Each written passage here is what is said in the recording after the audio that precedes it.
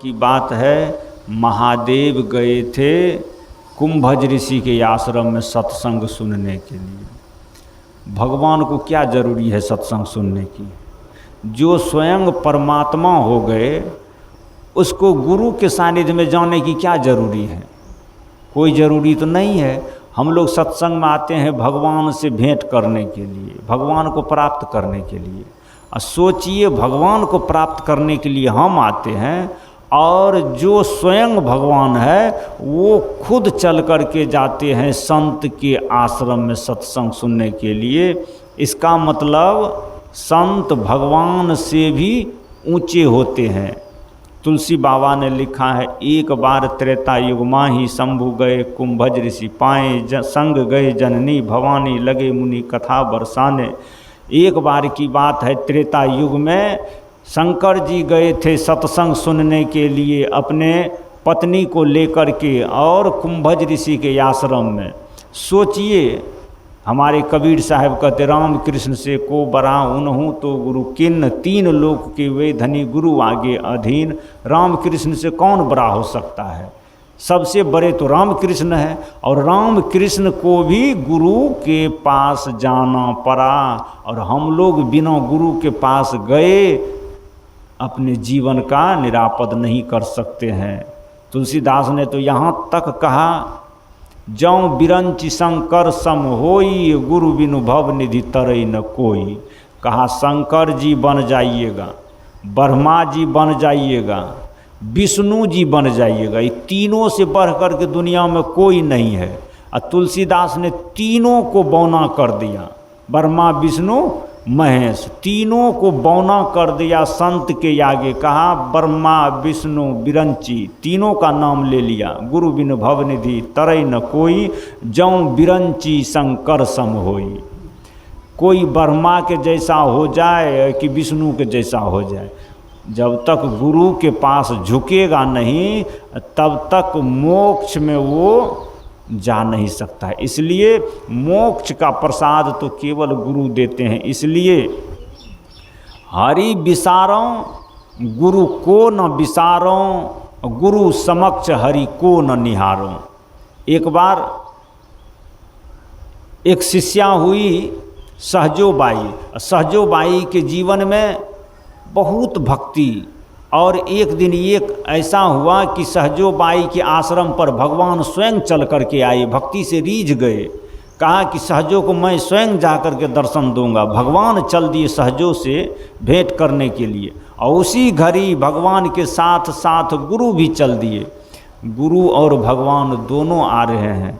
सारे गांव के लोग देखते हैं कि आज सहजो को देखेंगे कि उसके पास एक ही, सहजों के पास एक ही सिंहासन है, एक ही आसन है, एक ही कुर्सी है, एक ही जगह का आदमी है। तो हम देखेंगे सहजो गुरु को बैठाते हैं कुर्सी पर कि कुर्सी पर भगवान को बैठाते हैं। चलिए देखने के लिए, गुरु और भगवान एक साथ आ रहे हैं। अब पता चलेगा कि गुरु को ज़्यादा मानते हैं कि भगवान को ज़्यादा मानते हैं।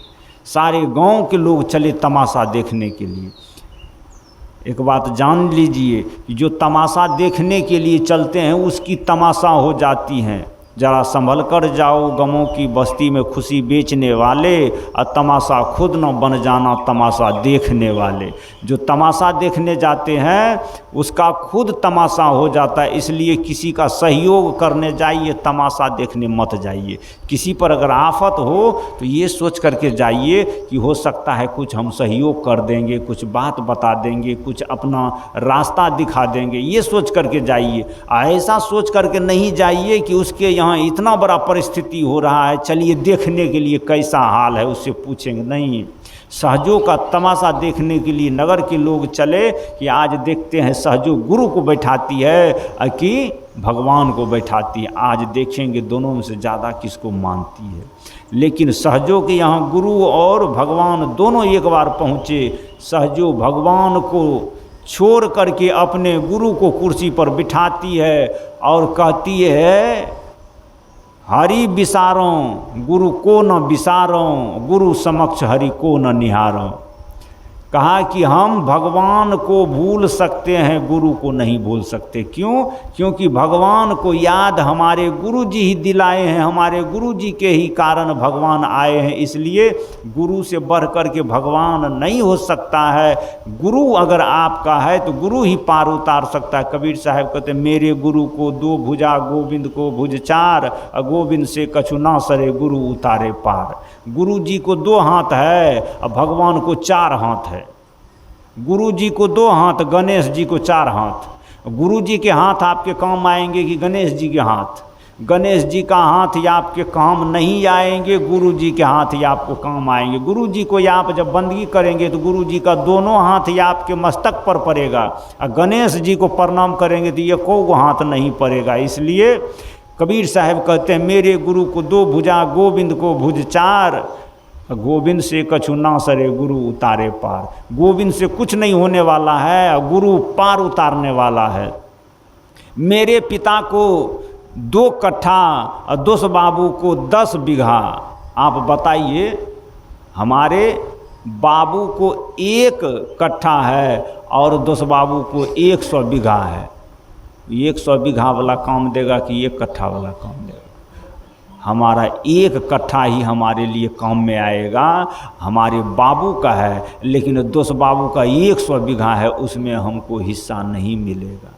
ठीक उसी प्रकार से गुरु अगर हमारे हैं तो गुरु ही हमारे लिए काम में आएंगे। गोविंद अर्थात भगवान जो है वो पूरे संसार को बनाने वाले हैं। सहजो कहती है हरि बिसारों गुरु को न बिसारों, गुरु समक्ष हरि को न निहारों।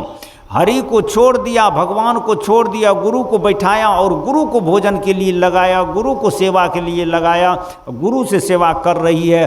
और गर्मी का समय था, सहजो कहती है भगवान से कि भगवान आप भी आए हैं, गुरु भी आए हैं, तो ये काम करिए, जब तक हम गुरु को भोजन कराते हैं तब तक मैं आओ रे आओ हरि, कुछ सहयोग बनाओ और गुरु की सेवा में हाथ बटाओ। कहा कि तुम भी आए हो तो कुछ काम करो, जब तक हम गुरु जी का भोजन करते हैं कराते हैं तब तक में तुम पंखा डोलाओ। बोलिए सदगुरु। भगवान को कहते हमारे गुरु जी को पंखा डोलाइए, हम भोजन कराते हैं। तो लोगों ने कहा कि ये तो बात है कि गुरु को पहले बैठाई और भगवान को काम लगा दिया। अब बताइए, हम लोग भगवान को ज़्यादा मानते हैं। एक आदमी हमको कह रहा था कि आपके सत्संग में हमने सुना है कि साधु महात्मा पूज्य होता है भगवान से ज़्यादा, इसका मतलब हम लोग भगवान को छोड़ के साधुवे को पूजा करें। हमने कहा कि भगवान को पूजा करिए, उससे फ़ायदा होता है तो करिए। आदमी के मन में यहाँ तक है कि हम आदमी की पूजा कैसे करेंगे? आदमी तो चोर है, डकैत है, बेईमान है। लेकिन हम कहते हैं जिसको आप भगवान मानते हैं वो तो हिले न डोले। वो तो नहीं चोर है, नहीं बेईमान है, इंसान भी तो नहीं है। लेकिन आदमी में चोर है, बेईमान है, तो इंसान भी तो है। आदमी में महान भी तो है। अब मूर्ति में नहीं, बेईमान है, माना कि वो चोरी नहीं करते हैं, लेकिन वो महान भी तो नहीं है। किसी को तूफान से भी नहीं बचाए, मूर्ति आज तक किसी का रक्षा किए हैं? कबीर साहब तो कहते हैं पंडित से गधा भला, लाद चले जो लत्ता, मौलाना से मुर्गा भला, भोर जगावे सुत्ता। पंडित जी से गधा बढ़िया होता है। क्यों? क्योंकि वो कपड़ा लाद करके चलते हैं, इसे तो कुछ नहीं लदाता है। और मौलाना से मुर्गा भला, मौलवी साहब से मुर्गा अच्छा होता है, क्योंकि भोरे भोर सबको सोए आदमी को जगा देते हैं। और कबीर साहब कहते हैं निगरा पंडित नहीं भला, गुरमुख भला चमार, देवता से कुत्ता भला, नित उठ भौंके द्वार। कबीर साहब कहते कोई पंडित जी है, गला में अगर माला नहीं है तो पंडित जी हमको नीक नहीं लगता है। और कोई चमार है, उसके गला में अगर माला है तो हमको वो अच्छा लगता है, क्योंकि वो वैष्णव है। और यहाँ तक कहते हैं पंडित से कुत्ता भला, देवता से कुत्ता भला। देवता आपके डेढ़िया पर, आपके दरवाजे पर या आपके सड़क पर देवता का मूर्ति है, हनुमान जी का है, बजरंग बली का है, गणेश जी का है, शालिग्राम जी का है, आप डेढ़िया पर उसको वो रखते हैं, ध्वजा गाड़ करके, पत्थर गाड़ करके, तुलसी में जल चढ़ाते हैं, डेढ़िया पर रहता है देवता। और कुत्ता भी आपके डेढ़िया पर रहता है। और जब रात को चोर आएगा तो देवता हल्ला करेगा कि कुत्ता हल्ला करेगा? दोनों डेढ़िया पर है। बजरंग बली भी डेढ़िए पर है, गदा लेकर के, कंधा पर गदा लेकर के बजरंग बली भी आपके डेढ़िया पर है। कुत्ता भी आपके डेढ़िया पर छुछे हाथ है, उसके पास कोई लाठी भाला फरसा नहीं है, खाली हाथ है। आपने बजरंग बली को निरट्ठा प्रसाद चढ़ाया और कुत्ता को जुट्ठा भोजन खिलाया। दिन भर आपका जुट्ठा कुत्ता खाया और निरट्ठा बजरंग बली खाया। जब रात में चोर आएगा, डकैत आएगा, डाकू आएगा या आपके ताला तोड़ने लगेंगे तो कुत्ता लड़ेगा चोर से कि बजरंग बली लड़ेगा? आपका सब सामान ढोई करके ले जाएगा, बजरंग बली की कोई परवाह नहीं, एक बार भी मना नहीं करेंगे। लेकिन कुत्ता जब तक जिंदा रहेगा, कुत्ता को लाख रुपया घूस देगा चोर कि चुपचाप रहो, कुत्ता घूस नहीं लेगा। इसलिए कुत्ता वफादार का प्रतीक है। कबीर साहब ने कहा, निगरा पंडित नाही भला, गुरमुख भला चमार, देवता से कुत्ता भला, नित उठ भौंके द्वार। कबीर साहब कहते हैं उस पंडित से तो चमार ही अच्छा है, उस देवता से तो कुत्ता ही अच्छा है, क्योंकि हमारे यहाँ चोर आते हैं तो कुत्ता मर मिट जाते हैं, चोर को अंदर प्रवेश नहीं देते हैं, देवता तो चुपचाप बैठे रहते हैं। इसलिए कबीर साहब कहते हैं कि जिसके गला में मल्ला हो, जिसके गले में तागा, वही है मेरा सागा। सगा का प्रतीक अर्थात जो वैष्णव हो गया, जो गुरु को मान लिया, जो गुरु के शरण में चला गया। तुलसीदास भी कहते हैं गुरु बिन भवनिधि तरई न कोई है। कबीर साहब भी कहते हैं बिना तागा के हमारा सागा नहीं हो सकता है। इसलिए उदाहरण के प्रतीक में तो कबीर साहब बहुत कुछ कहते हैं।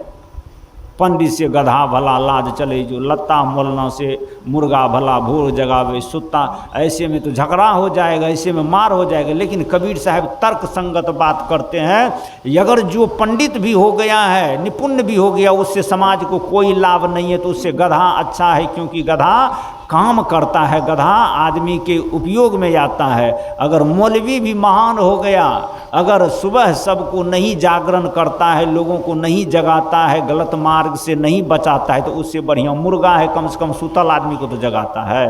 अब मौलवी साहब अगर मोही आदमी को मोह खत्म नहीं करता है, लोभी आदमी का लोभ खत्म नहीं करता है, जो इस निशा में, इस अंधकार में मोह निशा सब शोभनहारा देखई सब स्वप्न विभिन्न प्रकारा। तुलसीदास ने कहा सारे दुनिया के लोग मोह निशा में सोए हैं, इसको अगर नहीं जगाते हैं तो इस ऐसे सुतने वाले मौलवी से तो मुर्गा अच्छा है, क्योंकि मुर्गा रोज जगाते हैं।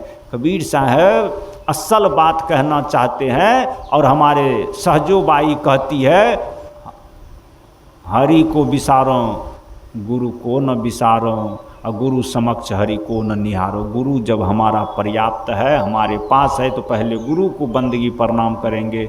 कबीर साहब कहते गुरु गोविंद दो खरे, काको लागे पाए, बलिहारी गुरु आपने गोविंद दियो बताए। तुलसीदास भी कहते हैं कि गुरु बिन भवनिधि तरई न कोई, जो बिरंची शंकर सम होई। एक बार की बात है, तुलसीदास रामचरितमानस की रचना कर रहे थे। तुलसीदास लिखते हैं रामचरितमानस में कि जब राम और रावण की लड़ाई हो रही थी, तो तुलसीदास लिखते हैं, यहाँ राम जगे रघुराई, वहाँ रावण, वहाँ निशाचर रहे सब शंका, लांघ गए जब से कपिलंका। कहते हैं कि वहाँ रावण के जितने भी निशाचर हैं सब शंकित रहते हैं। वहाँ निशाचर रहे सब शंका, लांघ गए समुद्र जब से कपिलंका। कहा कि जिस दिन से हनुमान जी गए लंका में, तो लंका में जाने के बाद सोना के घर में आग लगा दिया, सबका घर जल गया, सबका संपत्ति विनाश हो गया। और उसी दिन से सब निशाचर डरता है कि एक बार आया तो घर जला के गया, अब कहीं दूसरा बार आएगा तो घरवैया को जला के चला जाएगा। सब निशाचर रात भर जगे रहता है डर के मारे।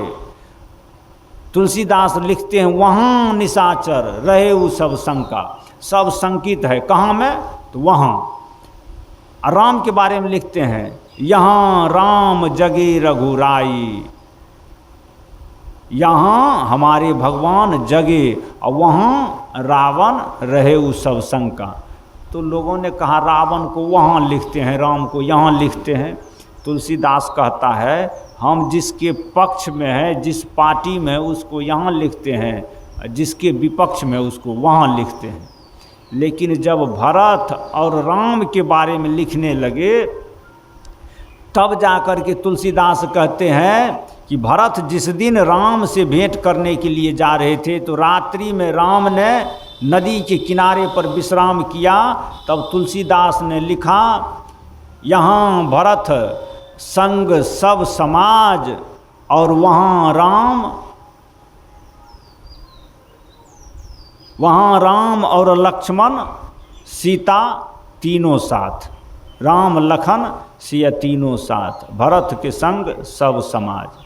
यहाँ भरत के साथ में सारे समाज हैं, राम लक्ष्मण के पास में वो तीनों आदमी हैं, तो उसके लिए कहते हैं वहाँ। लोगों ने कहा कि बाबा आप कभी राम को यहाँ लिखते हैं कभी वहाँ लिखते हैं। कहा जब राम और रावण की लड़ाई होती है तो हम राम के पक्ष में रहते हैं, राम और भरत के संबंध में जब हम लिखते हैं तब हम भरत के पक्ष में रहते हैं।